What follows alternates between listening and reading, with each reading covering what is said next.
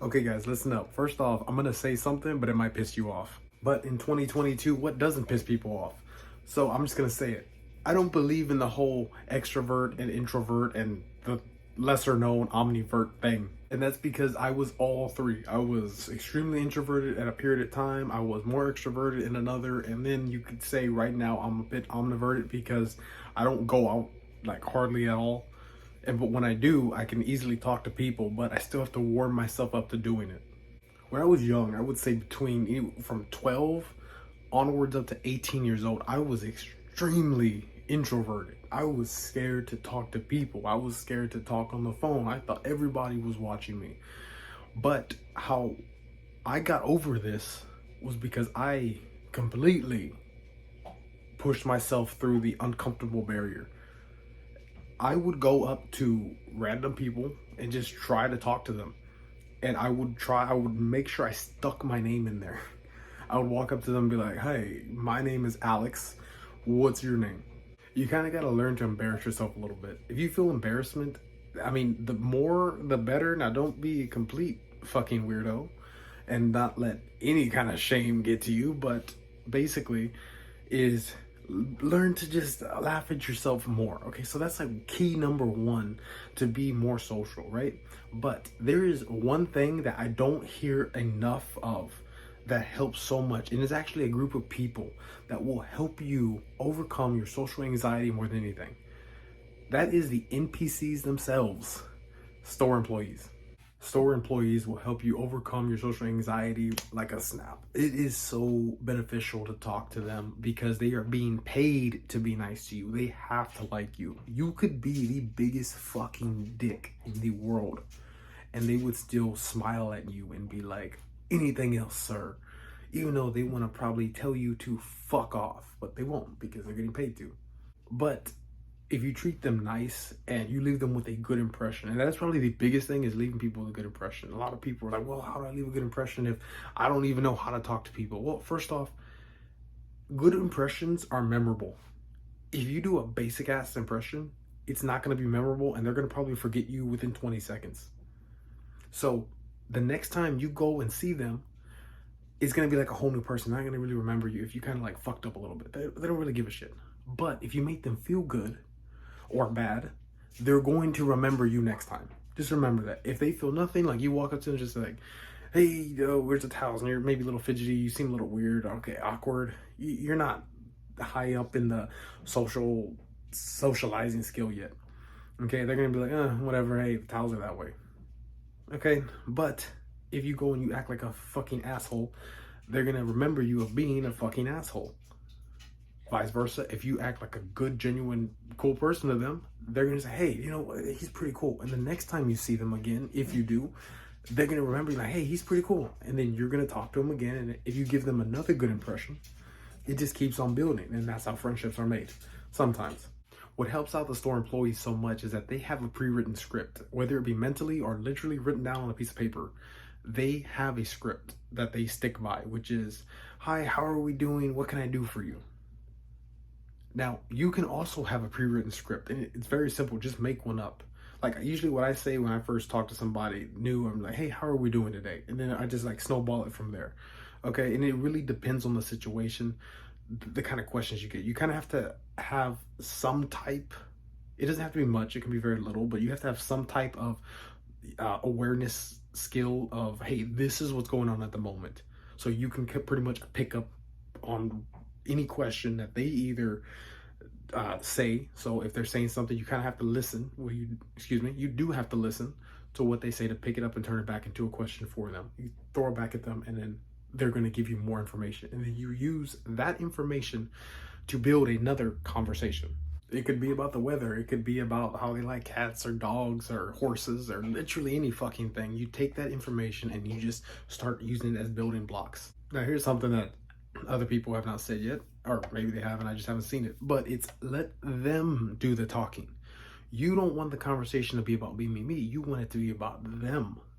By that is asking the questions. And people genuinely just honestly like to talk about themselves.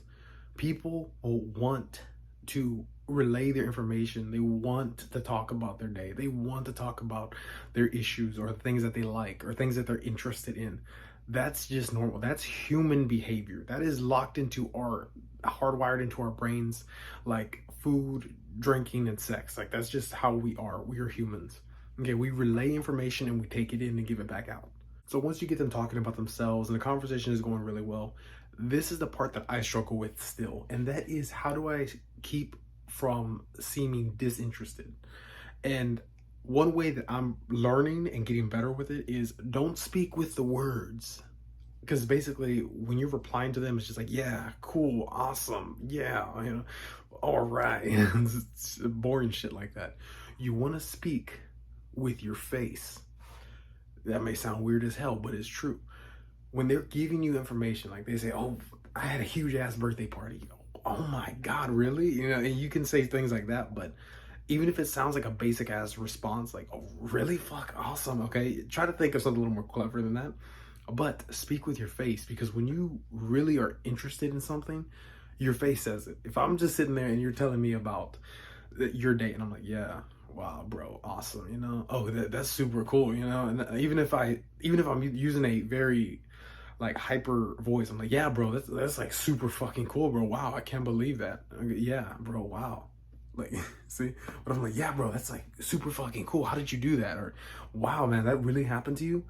Your face says a lot more than just your words. Now, another thing too is just like, you want to speak with your body, not just your face, because if I'm like stiff and I'm like, yeah, bro, cool, like, I'm like doing all this with my face and head, then it seems a bit awkward. I like, another part that is forgotten about so much is the arms. So what I'll do is I will speak with them, but I won't like, I'm not fucking doing octopus arms, okay? I'm speaking with them. So like right now, if I'm talking to you and I'm using my hand as a gesture, that's a good way to convey what you're saying. Or if you're taking in, okay, yeah, I like, sometimes I like put my arm up to my chest and like hold my other arm and I'm like, okay, wow, bro, and I'm thinking with it. Okay, sometimes I will, like, I know this is like a no-no, but I don't know, sometimes it works. I'm like cross my arms and I'm like, oh, okay, yeah, and I like lean in. Okay, if I'm like sitting back here in a little bit, and try to stay away from like the closed off body gestures. Sometimes it feels comfortable, like I get it, but still try to like keep your bottom half open. Okay, so these last two things are pretty much the same, but on very different sides of the spectrum.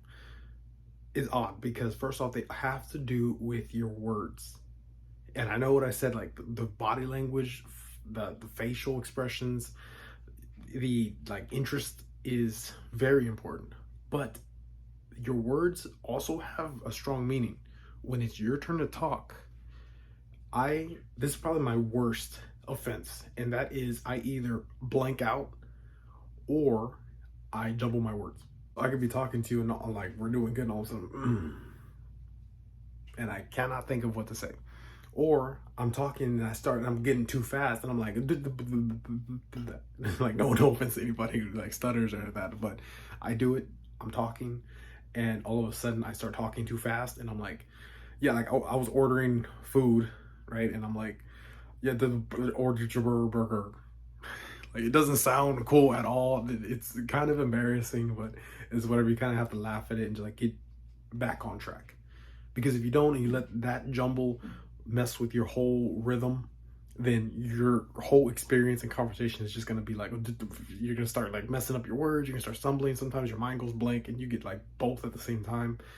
And then that affects your body language, because now you're like start to close off and you start like backing up and you want to like get away from that situation because you feel uncomfortable. So my best, like, from what I've learned, is to slow down. And I know some people don't realize that how fast they talk. And sometimes it's better to talk fast.